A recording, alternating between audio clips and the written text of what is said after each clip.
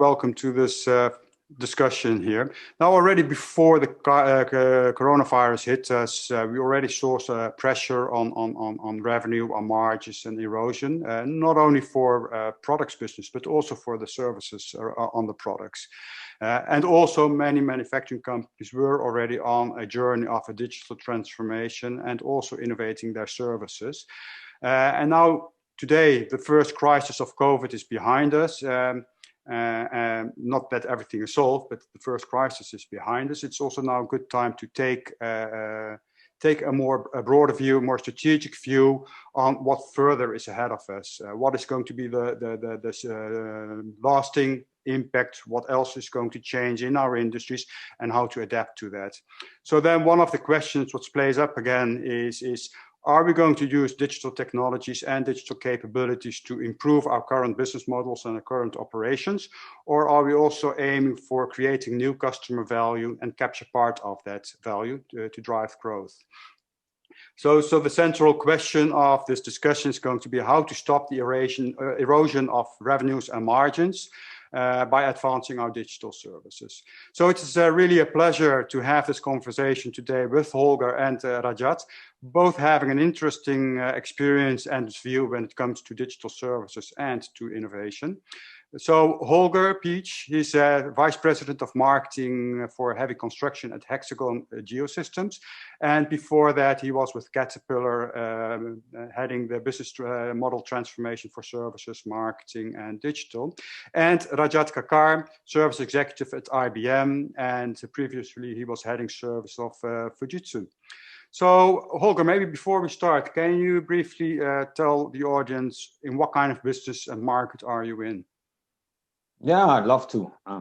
Maybe let me just rewind a little bit in terms of what technology has been in construction for the last 20 years. It's been, I'd say 2000 to 2010, it's been connecting people to the ecosystem so that you and I can go online and, let's say, order our parts or a service schedule.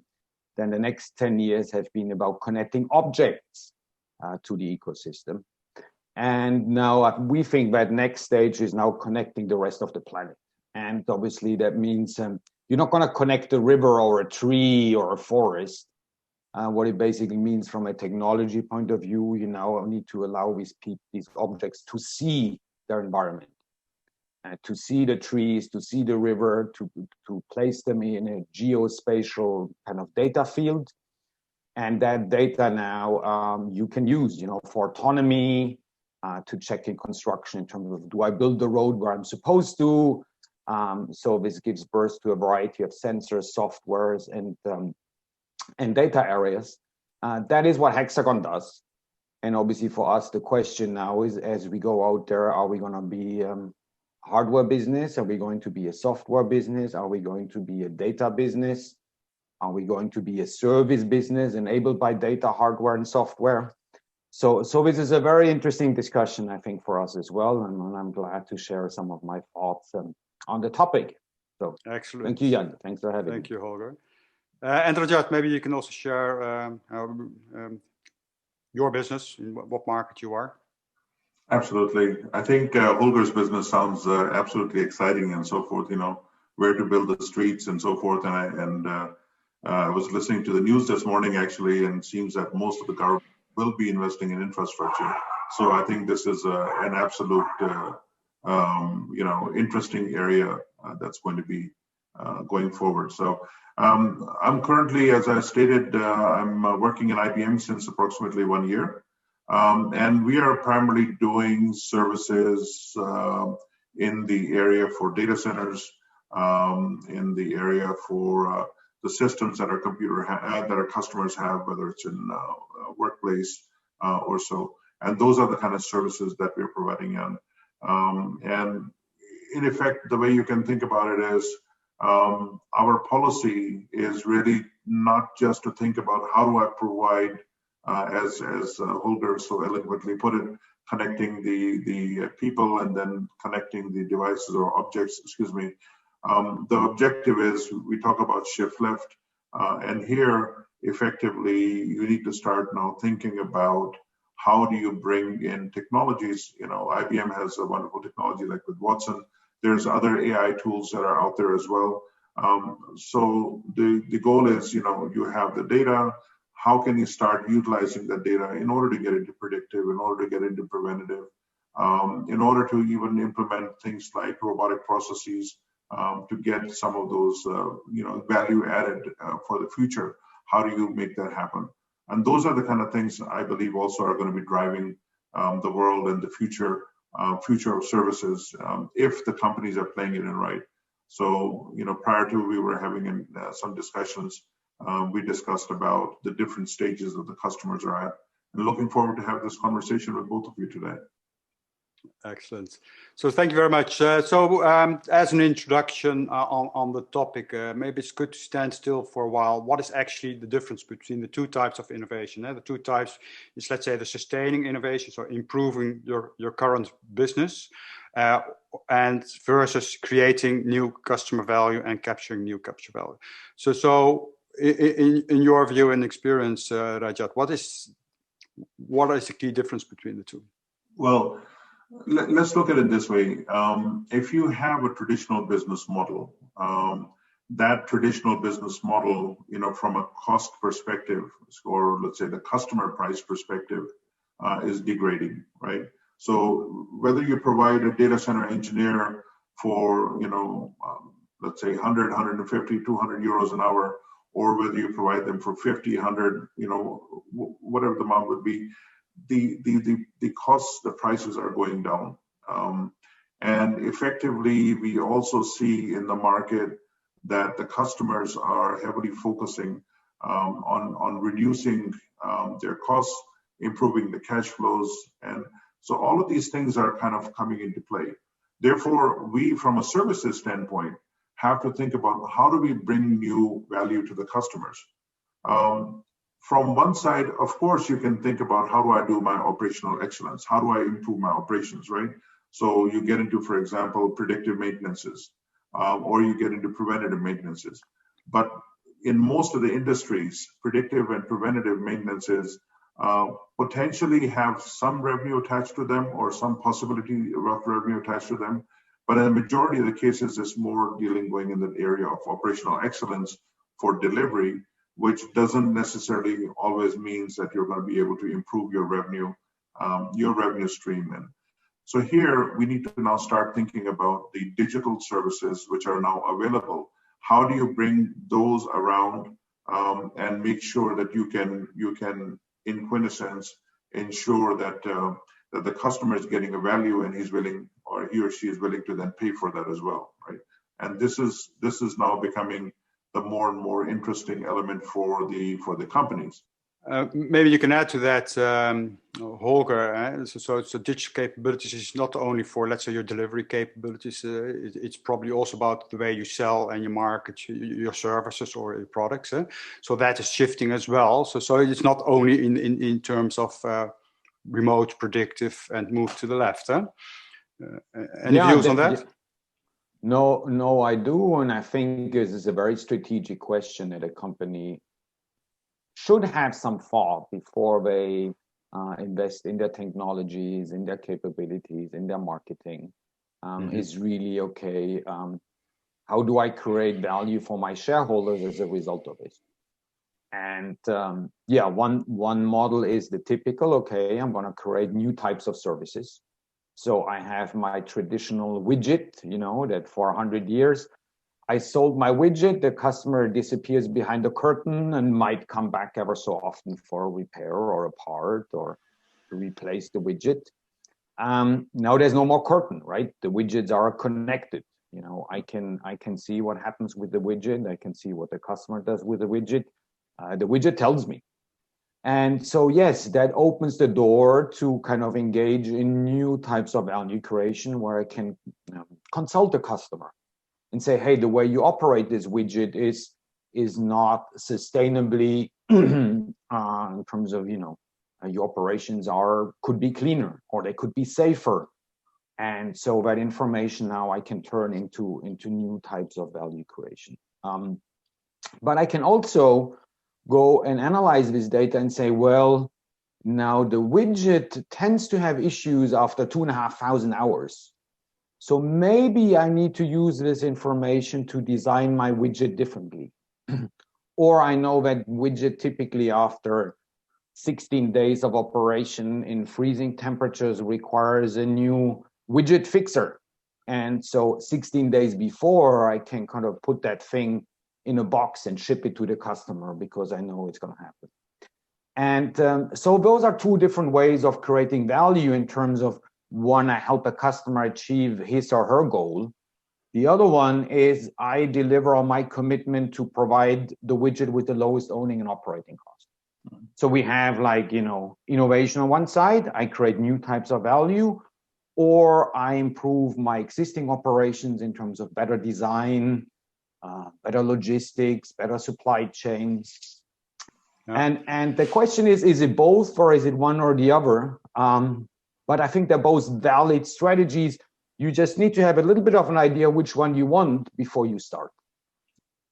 So in summary, what I hear both you saying, and I fully agree with that, is, let's say, in times where you see a lot of developments going on in the industry, in the technology, you have to have both trajectories. On the one hand, you have to continue improving your current business model and operating model. That may be some big changes. For example, if you go to performance-based maintenance contract, which might be at a lower cost, that is a big change of your offering and your capabilities. But in essence, you're providing the same you're solving the same problem of your client, meaning they need to have undisrupted use of the equipment, for example. So you have to do that. But on the other hand, that will not lead you to prosperity in the future in the changing world. We also have to create other kind of value to our clients, which basically means we have to solve other kind of problems or actions for activities of them, and also make sure we can capture that value or monetize it and generate revenue streams from it. Sure. So somehow we do still see that the majority of your companies tend to focus on sustaining innovation, improving the current model, and find it difficult to kind of create new value, new revenue streams, solving other kind of problems for your clients, and that way maybe even expanding or shifting your business, your core value proposition. So, Holger, let's dive into what is in essence the difference, looking at how to do it internally in the two different trajectories. So sustaining or in optimizing your operating model and business model versus growing with creating new value. In terms of how to organize or run your innovation, what is in your eyes and experience the most important difference between the two to keep in mind? Yeah, maybe I follow like a simple framework here in terms of strategy, structure, process, people, and culture, right? So the first one is strategy, right? Do I want to make more money with new value propositions, with new customers, or do I want to deliver my current value proposition more efficiently, right? And I think that's a very important question because let's just say you want to change your forecasting process, where for the last 20 years, you asked all of your salespeople at the end of the year, what do you think is going to happen next year? You roll it all up and everybody knows the game. And now you say, well, we're not going to do this anymore. We're going to ask the widgets. The widgets will tell us. Well, that might or might not work, but, you can only execute it if you have a fair number of widgets out there. And to get to that point, if you only want to improve your forecasting process, your return on investment might be difficult, and you need to be very clear that this is worthwhile doing beforehand. Mm-hmm. But the other strategy, obviously, is to say, hey, we're gonna use this to create new types of value, and then you have to put the structure in place. And so I think this is where you have the eternal debate. Is this something that is separate to the core business? Does it need to be within the core business? It could be that your widget team finds out, hey, the majority of customers, we kind of analyze their data and they buy 4 widgets. But if they were operating these widgets differently, they only need 3. So that's great. We can tell them and share the value of the 1 widget they eliminate. That might be great for the customer, might be great for that team. But there might be a factory somewhere that is designed to create 4 widgets a day. And if you suddenly find out they're only going to produce 3, that will create some interesting internal debate, I would guess.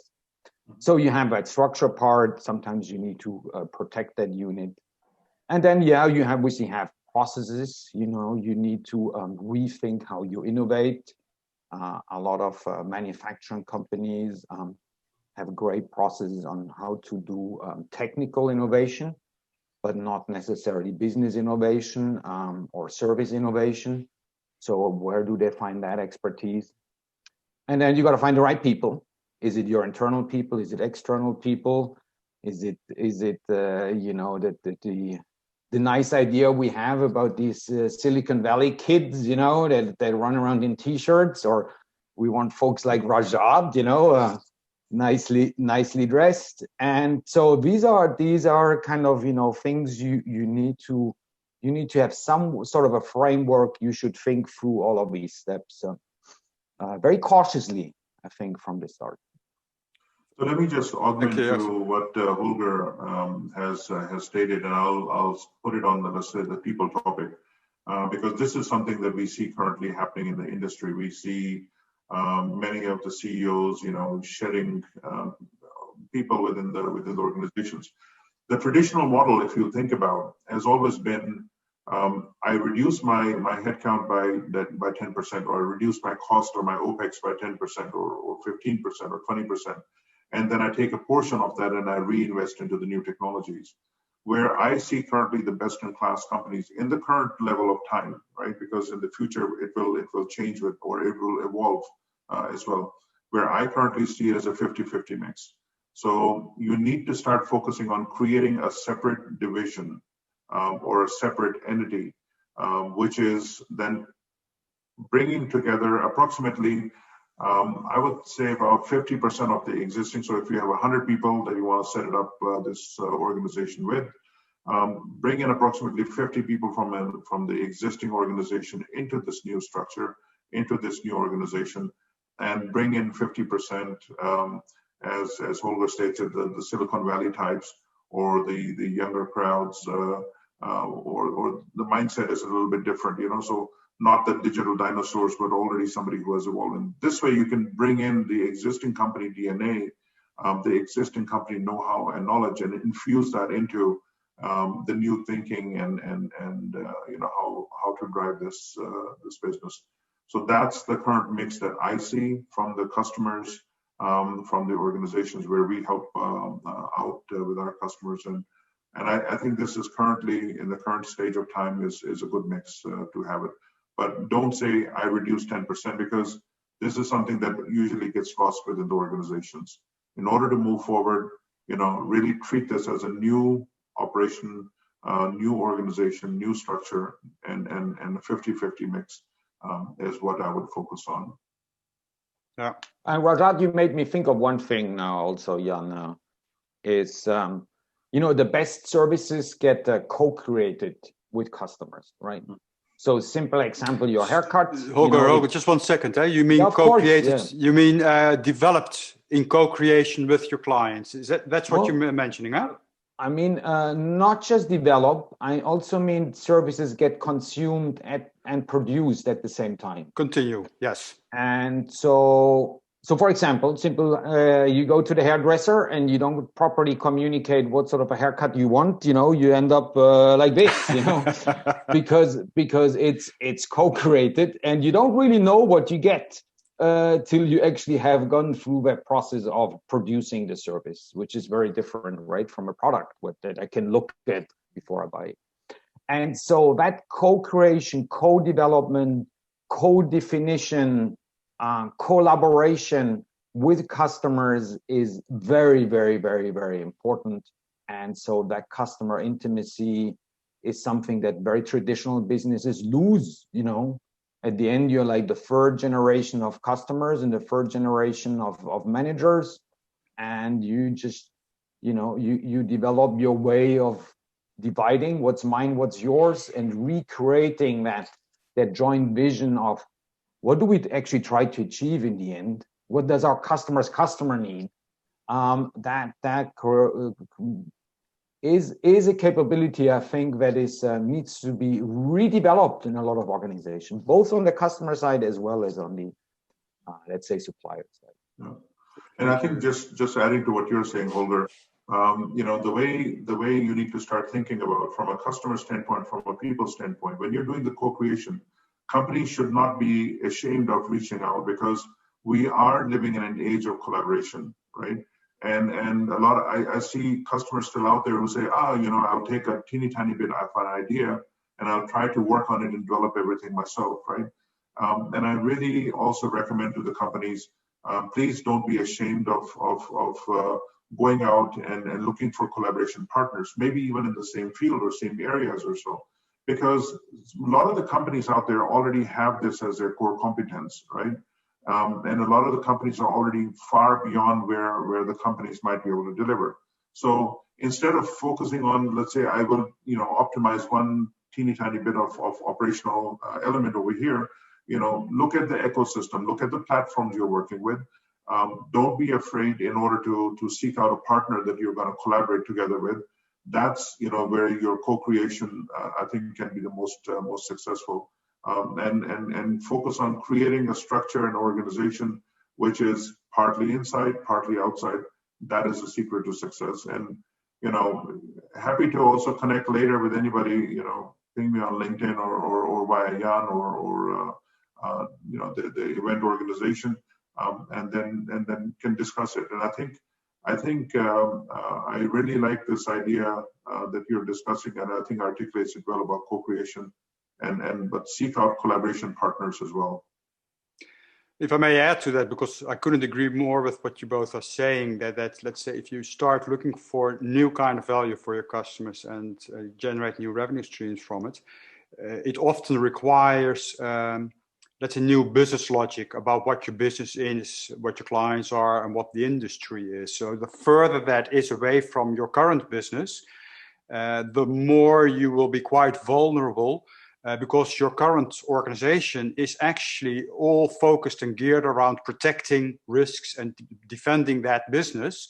So all decisions of, are we going to the left or right, are we going to follow that need or that customer segment, is geared towards our current business. How we allocate resources is geared towards priorities to protect and defend our current business.